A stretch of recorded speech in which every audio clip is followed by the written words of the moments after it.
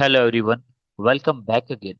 Let's talk about the wireless networks and its security. Okay, we are also going to do the practical for the wireless network and security, like how to put the WPA2 uh, security on your Wi-Fi, as well as Wi-Fi, as well as let's talk about the MAC address filter in our upcoming videos, like how to allow only specific MAC addresses on the wireless networks. So let's talk about the Wi-Fi protocol. If your Wi-Fi does not have any password or encryption, it is totally insecure. Basically, a wireless network provides the convenience but are more vulnerable than the wireless networks because signal travel throughout the air. Let us assume this is your wireless access point. So what will happen?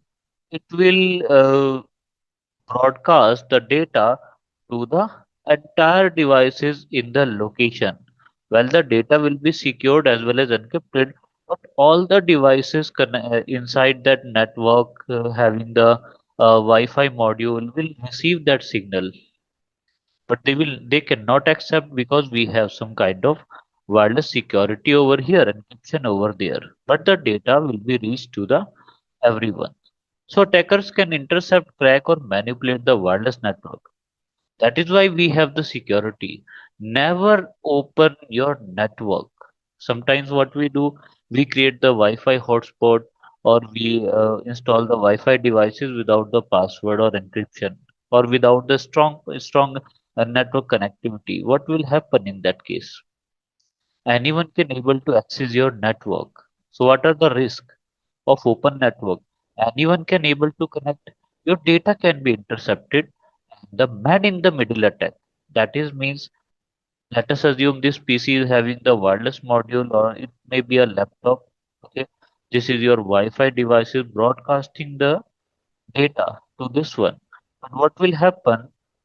Someone can create the fake access point over here, or how the data will be forwarded. First the data will be forwarded to this access point, fake access point, or the attacker, and then the data will be forwarded to the ISP access point. This is how the data can be sniffed, and all the data will be read by this attacker. He can read all the data, he can sniff all the data. This is called man in the middle attack. So never ever open your password or your wireless security. Okay, where these kind of attacks are possible in case of railway station public Wi-Fi, airports, or the cafes. We generally connect the network without any knowledge. So never ever connect these kind of network. These are available over the public areas.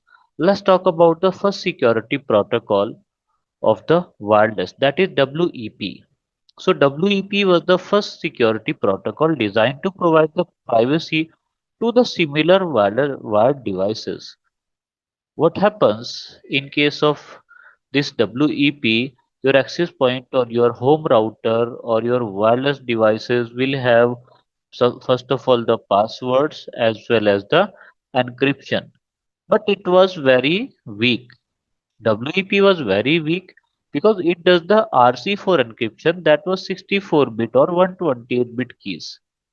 And the keys was always static encryption.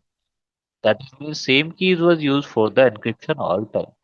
Encryption algorithm was very weak so that anyone can able to decrypt that. Static keys it was using and easy to crack the freely available tool. That is means you can easily able to crack that with the free tools. That is why if you do remember that earlier the Wi-Fi devices were easily hacked because of this WEP old security. Okay, that was basic security. Possible attack can be there like packet capture. Anyone can sniff your data. Initialization vector attack or the key cracking. Anyone can crack your key. So what Cisco recommends in this matter? Cisco says that never use the WEP encryption or WEP security. Okay, that is known as the wired equivalent privacy. Okay. Now let's talk about the WPA. Well, WPA can be seen In so many devices also nowadays we have option like WPA, WPA2 or WPA3. So nowadays we are using these two. WPA we can't use because there are, it may be possible that WPA can be vulnerable. So we don't use the WPA because WPA can be vulnerable to the cyber attacks. Okay. Now let's talk about the feature of WPA. WPA was introduced to replace the WEP basic encryption without requiring the new hardware. Well, it was implemented over the old device. Okay. What it uses the TK-IP encryption. It uses the dynamic keys and better authentication. That it means keys change every time during the encryption. What is the weakness? TK-IP method of encryption was vulnerable. That is means it is not good to use that TK-IP encryption. Dictionary attacks can be possible, and it was weaker than WPA2 because later WPA2 was launched, so WPA was weaker than WPA2. What are the possible attacks in case of WPA? First one is dictionary attack, brute force attack, the weak passphrase attack. What is brute force attack? There are so many tools available over the internet which have the dictionary of having the list of password available. So it may be possible that WPA2 can be cracked easily with the help of that. So what Cisco recommends that if you have WPA or WPA2 or WPA3, so never use the WPA. Okay, always use WPA2 or WPA3. If not available, then you can work with WPA. But there are no devices available. I think all the devices nowadays are updated and having the WPA2 or 3 security. Okay. Now let's talk about the WPA2. Well, these days we are using the WPA2 everywhere. Well, WPA2 is the most widely used wireless security protocol in your access point, in your home router, in your wireless router, in your Meraki, or in your mobile phone, hotspot, in your PC. Everywhere you will see the WPA2. Everywhere the WPA2 available because it does the advanced encryption services AES encryption it uses. It is a type of CCMP protocol. It has strong authentication. What are the advantage? Like it has strong authentic encryption, better confidentiality, and the enterprise support also available. What are the weakness? If you will have the weak password, the WPA2 can be cracked. So never use the weak password. Like sometimes we use the password and win 123. These kind of password never be recommended. Sometimes we use like college name, like any random college like A B C D E, college name at the rate 123. Never use these kind of password. These can be easily crackable. And the WPA2 is vulnerable to the handshake attack. If passwords are weak, that is means when the passwords will be weak, this is vulnerable. So always use the strong password. Okay. What kind of the possible attack available? First one is dictionary attack. That is means trying the commonly used password have a list like password 123 admin 123 college 123. So never use these kind of password or your name like my name is Ravish and I use a password Ravish at the rate 123. Never use these kind of password. Name at the rate 123 or 0000 because these are vulnerable. Brute force attack have the list of password. Again, it is saying that never use the small use this kind of password actually. Okay, brute force attack having the list of password that are commonly used. So never use that. Okay, handshake capture attack.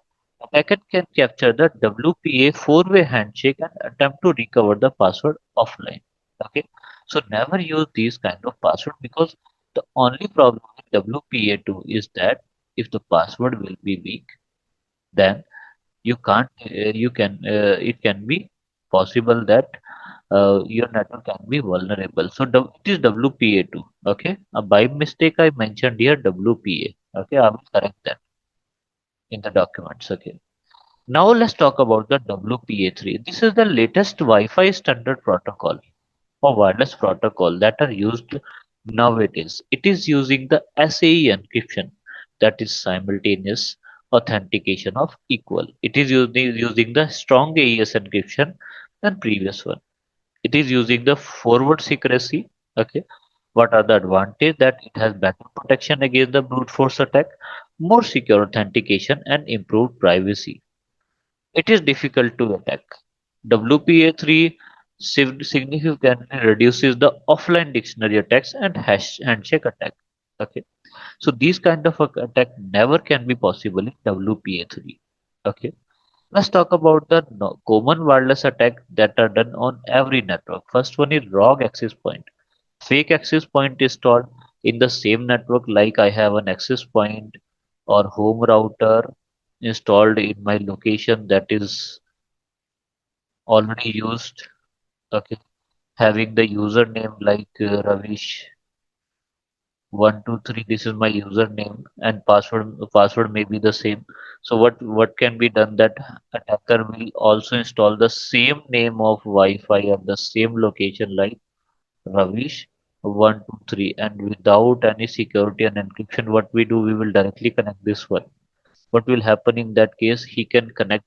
You will be connected to the attacker's Wi-Fi access point, and he can sniff all your data. Next one is evil twin attack, that is fake Wi-Fi hotspot pretending to be legitimate. Well, both of these are same, rogue access point as well as the fake Wi-Fi hotspot. Let's take an example: college Wi-Fi, fake network, college Wi-Fi free. So these kind of name can be seen in your college Wi-Fi. So always go through the college admin that we want to connect to the network and how we can do that. Okay. Even sometimes your college Wi-Fi having some kind of sessions that is login via your mobile phone. So that kind of security can be implemented in case of colleges or the organization. So what will happen, that in case of evil twin attack, victim connects to the fake networks. Okay. Other attack is deauthentication attack. Like attacker send a fake deauthentication frame, then user disconnect.